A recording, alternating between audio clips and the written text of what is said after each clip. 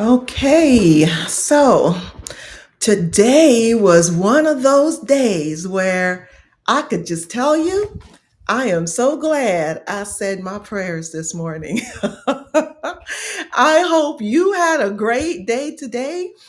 Thank you for joining me. I see that there are a couple folks here. I want to say thanks to Angie for joining as well. For those, I know I got some information saying that you're not able to comment or do anything on YouTube. But please do share the link. Today we will be going over some information sessions. So today was just one of those days, like I said, but I praise God for Jesus, and here I am. We're going to have a little chat today. Thank you, Brenda, for joining as well. Please do share the link. Invite your friends to join, invite your family. Today we're going to have one of those talks. I just want this to be a chat with your family friendly cancer doctor. As the physician in the family and a physician amongst lots of friends, one of the more difficult questions, I always get difficult questions, but one of the more difficult ones I tend to get or entertain is in regards to my colleagues. Um, Questions about when is a good time to leave a doctor, or if there are issues with communicating with doctors. And so one of the questions that have come through to us on a regular basis, or to me on a regular basis, is the question I'm going to try and answer today. And I've been going over lately, so I want to try to keep this no more than 20 minutes. Just go over the slides. If you have questions, please do let me know. Again, this is just a friendly chat.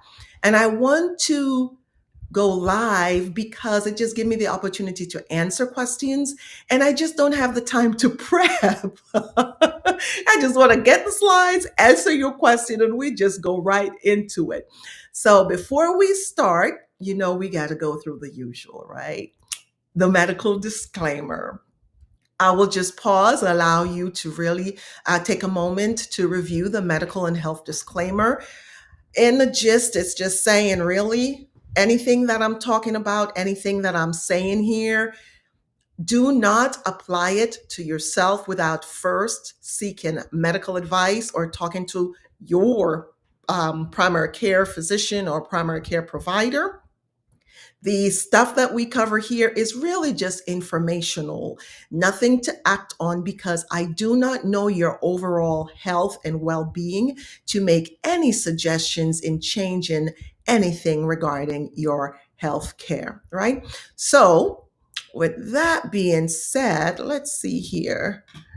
We are going to jump right into our health talk. We've started this year, and I've been very good about doing this every other week. So the next time we meet up will be March 11th and the 25th at 7:30 Central Time, 8:30 Eastern. So, welcome. For those who are new here, thank you for joining. Please follow me on Facebook, or you may subscribe on YouTube and follow me there. And don't forget to click the bell as well so you're notified whenever I go live. My name is Queen, aka Dr. Williams. I am wearing this. This is just my MO now because I was enlisted in the Army, and I became an officer in the Army, retired Lieutenant Colonel, and I'm also a cancer doctor. And beyond that, most importantly, I'm a Christ follower. And so I like to share my knowledge with you on a lot of different things, but specifically regarding health. So today we're going to jump into a topic that I get a lot of stuff on: the dating question. And no, I'm not talking about dating someone. The dating question in regards to the patient physician relationship, right? So for the younger generation who are watching, the question tends to be, would you swipe right on your doctor? Is this someone that you would swipe right on? And then we look at the art of choosing the right physician. For the more seasoned folks who are watching, The question that I've been posed is, should you break up with your doctor? And what are some of the signs that you should look for to know when it's time to end the relationship, when it's time to move on? And so we're going to be discussing these quote unquote dating questions today and have some fun with it. No, I won't be offended by anything. We're going to get into this and just have a little chat here. The biggest thing I want to remind you about is that regardless of all the chaos going on around you and all the chaos going on the outside, your responsibility is for your body, what's going on under the hood. And there's so much going on that you need to be aware of and take care of as well. Starting from the top to the bottom, you talk about your brain, the symptoms and issues you can have with that: headache, vision changes, hearing, change in taste. The taste thing wasn't a big deal for many until COVID, right? Remember, we were talking about, oh, have you lost your sense of taste? Everything about your body is important. Your respiratory system, if you suffered from asthma as a child, may have grown out of it, or if you were a smoker and have smoking and have lung issues, the gastrointestinal issues. A lot of time people tend to skip over GI issues, but it can become really huge. And the next time I'm on, we'll be talking about cancer screening, and specifically, we're going to jump into colon cancer. But even something as simple as constipation and how to deal with it appropriately, that's something that you have to think about. Your heart, cardiac issues, all those hamburgers and bacon and all those stuff you're enjoying or enjoyed when you were younger. Oh, it builds up blockage and everything later on. So what should you look for? Then you have your central nervous system, your skin, bones, and more. You are a complicated, beautiful being. And you have to know how to take care of yourself. Like I always say, and I love, love, love using the example of a vehicle, is that most people tend to take care of their vehicles better than they take care of their bodies. And we want to make a change to that. Good evening, Francine, and thank you for joining us. We want to make a change. We cannot take better care of our vehicle than we do our bodies, right? So let's see what's going on here. For the younger generation, now I say younger generation because all the swiping to the left and the right and up and down, oh, that's something new, right? But the question I would pose to you as you listen on is, would you swipe right on your doctor? Right? When was the last time you felt that your doctor or your primary care or your nurse or whomever is looking after you, that they really got you, right? Like you feel like when you were talking to them, they were listening and they really understood what you were talking about. When was the last time you experienced that? Some of the key qualities you want to look for in a physician really depends on where you are in your care. Is it for primary care or is it specialty care? But you need to know and understand what is your physician's or your doctor's professional expertise, right? What's their communication style? Do you feel as though you're able to speak with them without being rushed all the time? What's the accessibility that you have to your doctors? If you cannot make it in long distance, do you have a virtual option? All of this is important. There are some folks who are going to specialists and don't know the difference in the specialist that they're seeing, right? So if you're seeing a podiatrist regarding, you know, issues with your foot, it's different than if you're seeing an orthopedic surgeon. And you need to know why you're seeing one doctor versus the other. Another example that I like to use a lot is if you have diabetes, that runs very heavily in my family. And in dealing, I remember with my mom, is, well, are you seeing an ophthalmologist or are you seeing an optometrist? It's important to know the difference and the expertise of the doctor that you're seeing. So, what kind of relationship do you have with your doctor? Does your doctor get you? Would you swipe right on your doctor?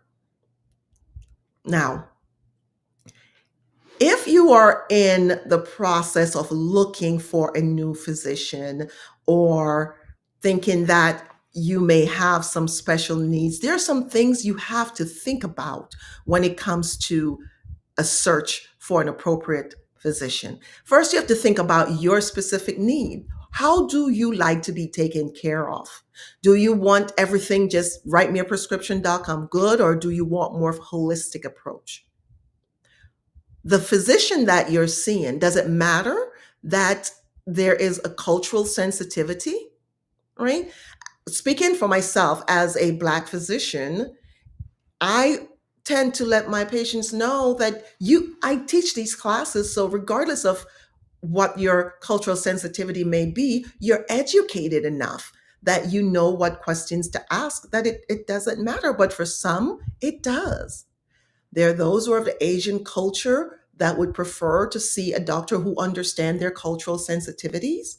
There are those who may be of an African descent, directly from Africa, who there are certain tradition and cultural issues that need to be respected, or it may be a religious background where you don't believe, for example, in blood transfusion. Is there someone who would be able to respect your ideals? Additionally, other things such as inclusivity, it's not for the physician to judge whatever it is that you decide, whatever route you decide to follow, religion or otherwise. Our job is that we are to take care of the patient in front of us, and that's it. So if you want someone that has sensitivity to inclusivity, that's something you can ask as well.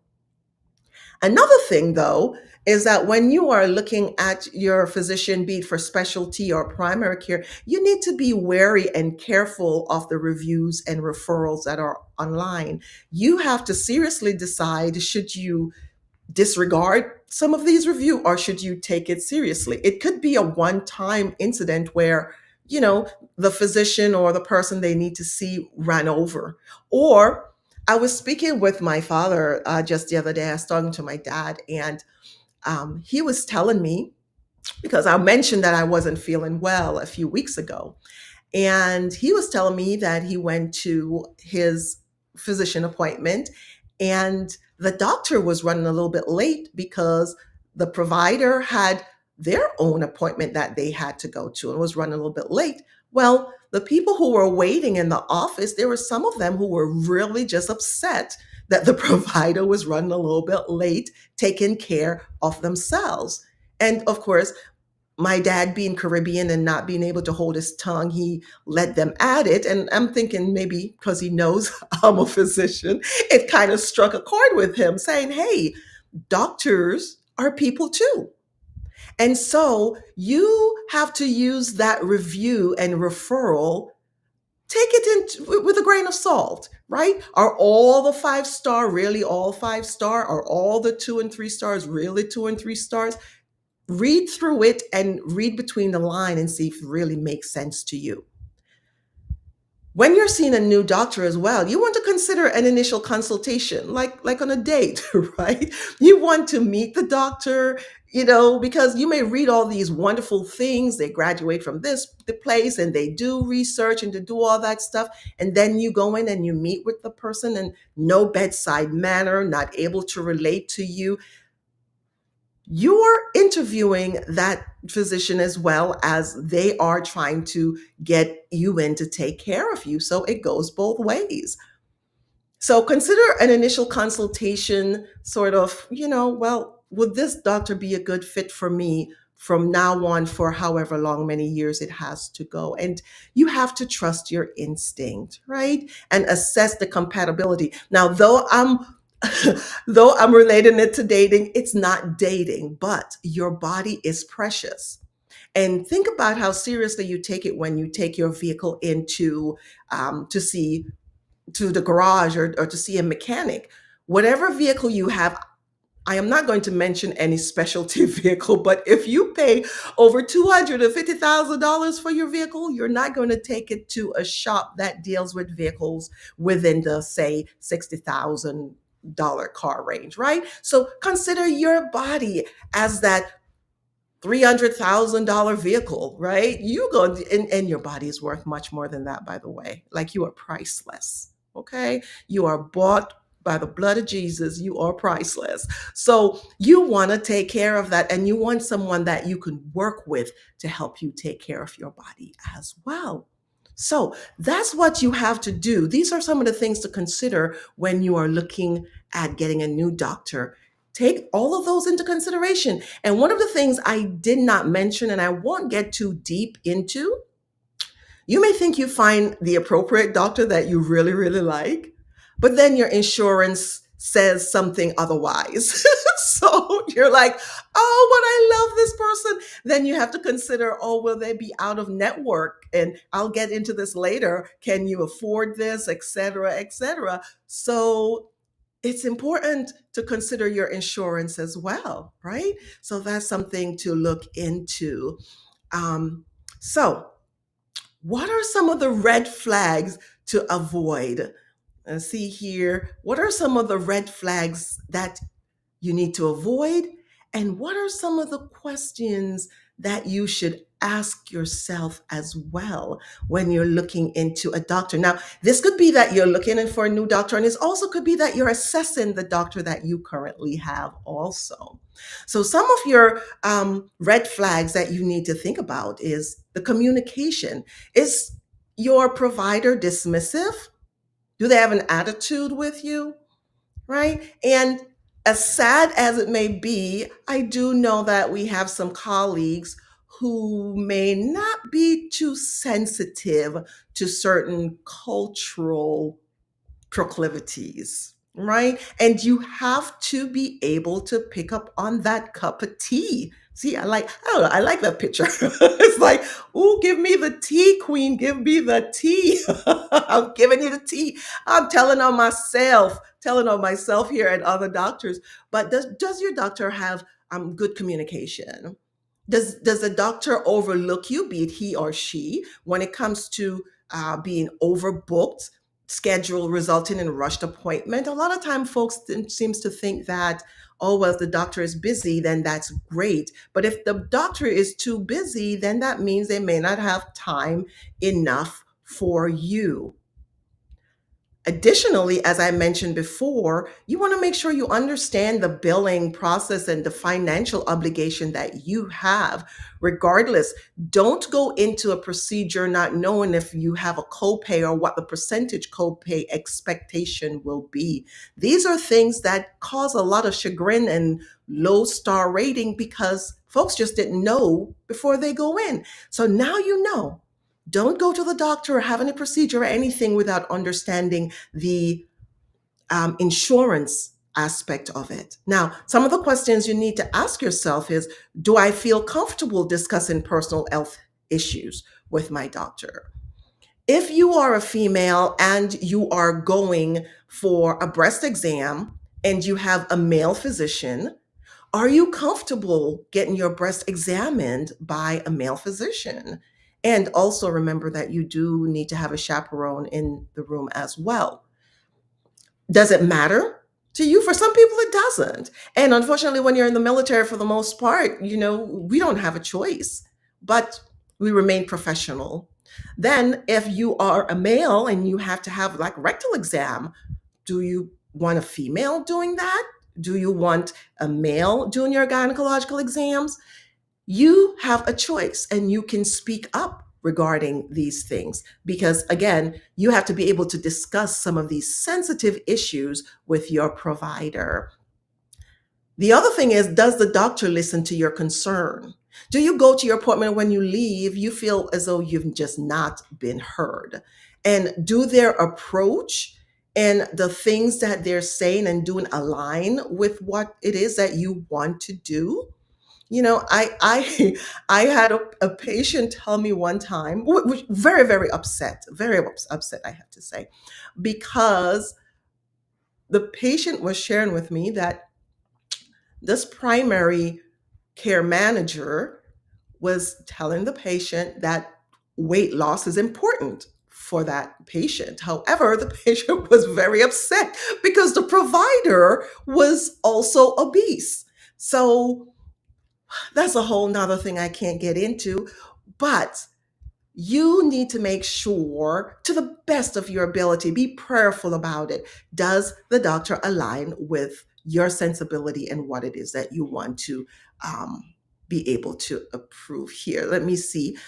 Thank you for sharing here, Brenda. I'm seeing a new doctor next month, so this is great information and timely. You're most welcome, Brenda. I'm glad this is helpful. And I see here also very informative and helpful. I am glad you are gaining from this as well. So then, for the more seasoned folks, or for those who have been seeing your doctor, regardless what capacity it may be in, for a very long time, 10 years, should you break up with your doctor? And how do you know when to break up with your doctor? It's important for you to evaluate the process with your doctor. What do I mean by that? If you have, for instance, high blood pressure and you have been taking the same medication for the past 10, 15 years, I'm telling you, friends, there have been a lot of changes going on. So if there's been no discussion regarding looking at the medications that you're on, and if you still need to be on those medications, and if you should adjust them based on new trials and new information that's coming out, then you really need to take a big look at that. Flip phone. I don't see anyone walking around with a flip phone anymore. No, because things and times have changed. Everyone is more advanced on their phone. So if you've been on the same medication with this doctor for a long period of time, you need to start asking questions. Is there something new? Right? Changing health needs over time. So you may not have had a certain diagnosis, and as you get older, your diagnosis change. You need to ensure that you're receiving the best care possible. And the only way that you can do that is to ask questions, because you don't make it seem like you're taking your car to the same shop all the time and nothing is changing. There's a lot of things changing in medicine, and you need to be aware of that. So you need to evaluate. For the seasoned folks or those who've been with the doctor for a long time, you need to start ask questions and evaluate the relationship, evaluate your health, evaluate. Nothing to be judgmental of your care provider per se, but more of you can't get a new car. Your body, I may use a car as an example, but this is the one body you have. So you have to take care of it, right? So to that end, you have to get regular, not only regular checkup, but you have to make sure that the oil and everything you're putting in is up to date. You have to adjust accordingly. So, what are some of the signs it's time to move on? How can you tell? All right, we're breaking this up, Doc. We got to end this one here. This is not working for us. Lack of communication, or if your doctor is dismissive on a regular basis, right? If you can't just be going to the same thing and they're dismissing you, you're rushing, you can't get in. You have to be able to talk to your doctor. And if you miss, I think maybe the first one or two, I gave you some hints about how to maximize your doctor visits, starting with the basics. Because they don't have a lot of time, you have to maximize. You have to be ready for your appointment. So you have to go back and watch that. We went over that before. If your doctor doesn't have a lot of time, I don't know, maybe they're doing a lot of research, which is awesome, by the way, or maybe they're part-time and they just don't have enough time to see you. Every time you go, you're seeing someone different. Then you need to evaluate that, right? Outdated practice or resistant to new treatments. I could tell you this, it's annoying. I could tell you as a doctor, it's annoying sometimes hearing all those commercials. Ask your doctor about this. Ask your doctor about that. I'm like, oh my goodness, poor primary care doctor. Things are just stacking up. But that's what you ought to do. If they're talking about something for diabetes and you've been diabetic for 15 years and you're on the same medication, this is a preemptive to ask your doctor about that. But I'm like, oh my goodness, they're really, really getting into this lately, which is good. um, then you want to make sure that they're not resistant to any new treatment or to your questions. And also, you want to make sure that you're feeling heard. That's a big thing. You want to make sure you're feeling heard and things are explained. It's your overall wellness is important. And sometimes you just have to decide. You've been going down that one road all along. Do you need to go left? Do you need to go right? Nothing personal. It's all about the one body that you have, and you have to take care of it. So, the breakup process. What do you need to do to break up this show here? What, in a nice way. You don't want to be rude, right? Um, but there's a good way to break things up. That's why we talk about dating. It's not you, it's me. I don't know that it'll work in this setting. It's not you, Doc, it's me. But whatever work, sometimes you have to know how to slide right, slide left. You're just taking care of you. So, the breakup process. How do you gracefully transition? First things first, I went over some of the other information before, right? You have to research and identify potential new doctors, regardless if a specialty, endocrinology to help you take care of your diabetes or any other issues you may have, or a rheumatologist or whatever specialty it may be. You want to research and ID your potential new doc. Then, do you want to discuss this decision with the doctor that you're leaving? Most time, if it's because they're too busy for you, they may not have the time to have the conversation. It's up to you. It depends on the relationship you have with your doctor for you to say, hey, doc, thanks for all you have done for me over the past 5, 10, 15 years. But because of XYZ, this will be the last time I'm seeing you. Trust me, the doctor will not be offended, or at least they should not be offended that you're doing something for you. That's okay. Request records. Well, because of technology now, when I was in the military, we used to have to carry our medical records from one place to the next, and we always have a physical thing. And that's one thing I also do. I try to help um, the soldiers and airmen. I'm tending to say soldiers, but let's just say military personnel who are transitioning on how to be ready to transition for their disability benefit, just from the medical standpoint. And having a copy of your medical records is important. Now, granted, we're all with this IT stuff, we're all online, but every now and then you should print out some of your medical information, because if the system crash, you won't know X, Y from Z. So you need to keep a regular stuff. So, request your records, and most places have records place that you can ask them to transfer your records to whichever new uh, group you're going to. Most important, you want to ensure you have a continuity of care. What do I mean by that?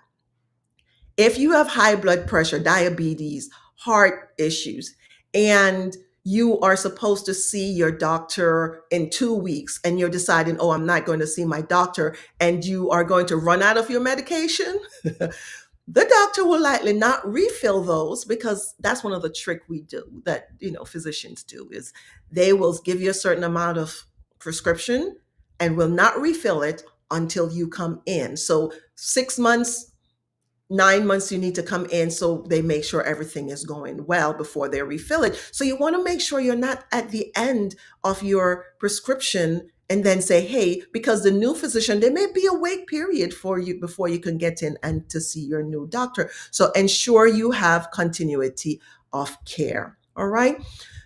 Now, you're going to be dealing with some emotional detachment or separation, especially if you've been seeing the doctor for a while and you really, really like the doctor, especially if the doctor nice, handsome, good looking, she's beautiful, really good soul, but you just weren't having your needs met. So you need to prioritize health over loyalty. Be clear about your health goals, why you're leaving, and what it is that you need to do. And good timing here. So today, we just went over some basics of the dating questions, try to make it a little fun here.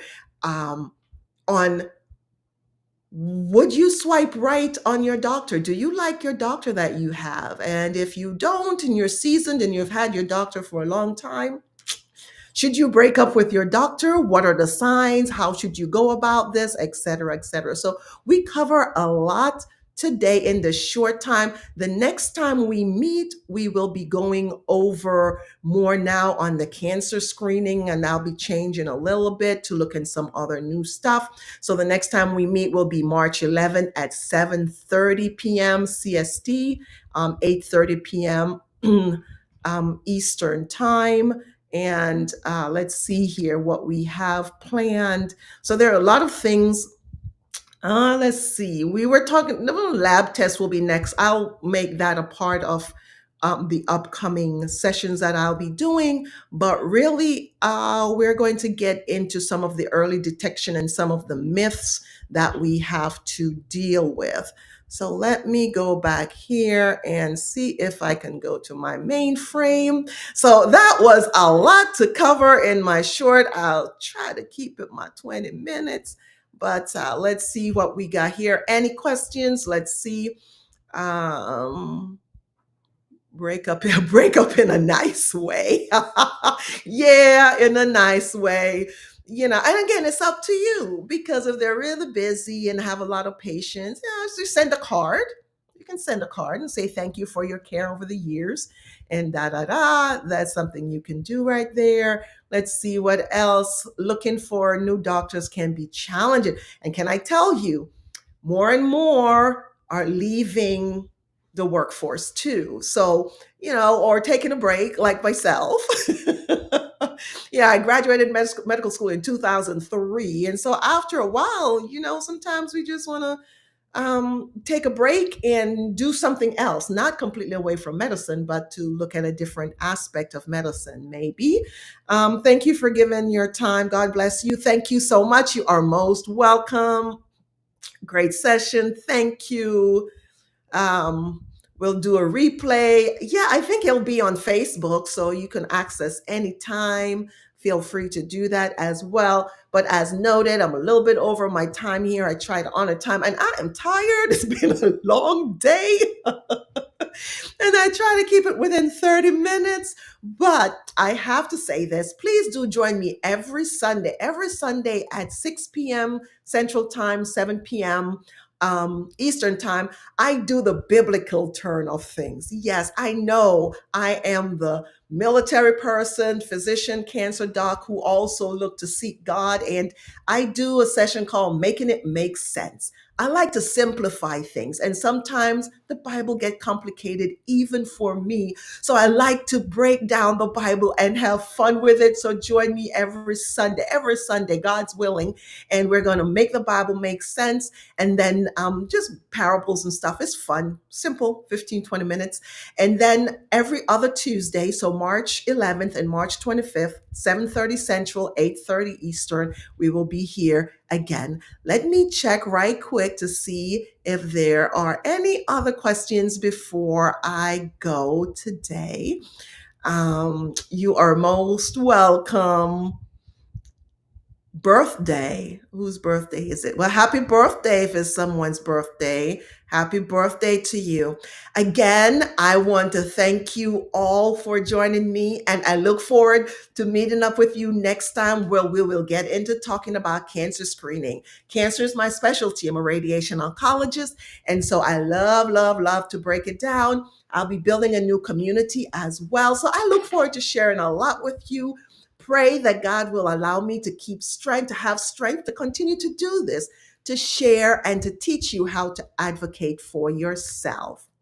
Until next time, I am Queen. Pleasure to serve, and may God continue to bless and keep you. Bye now. Take care. God bless. Bye-bye.